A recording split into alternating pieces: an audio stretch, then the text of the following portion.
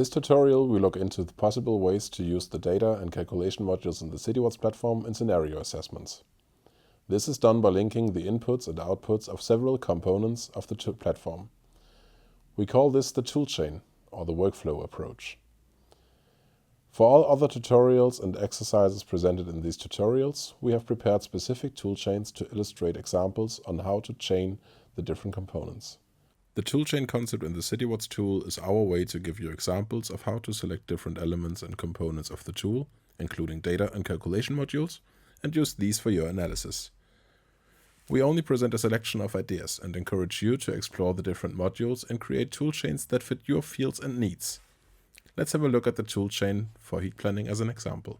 The overall goal of this toolchain is to evaluate the borders between areas where it is feasible to develop district heating and those where it isn't. We begin with mapping the heat demand and gross floor area data available in the toolbox. These data can be adapted in the scale, heat and cool density maps. This feature is valuable if you, for instance, have local data for the total heat demand and wish to quickly scale it to a platform-compatible resolution. We then find a rough estimate of the district heating potentials in the calculation module District Heating Potential Economic Assessment. At a later stage, we also use the calculation module District Heating Supply to investigate what technologies to use to supply the identified district heating areas. All these steps are performed in the browser-based platform itself.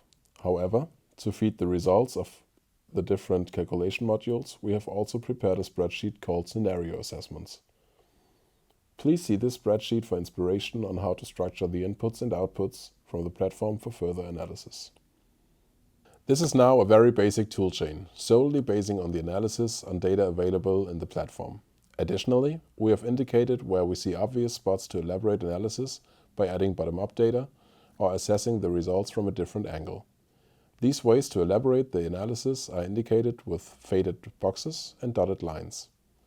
Throughout the following tutorials, you will see this format of toolchains again, and we will elaborate on how to structure the presented tools in a meaningful way.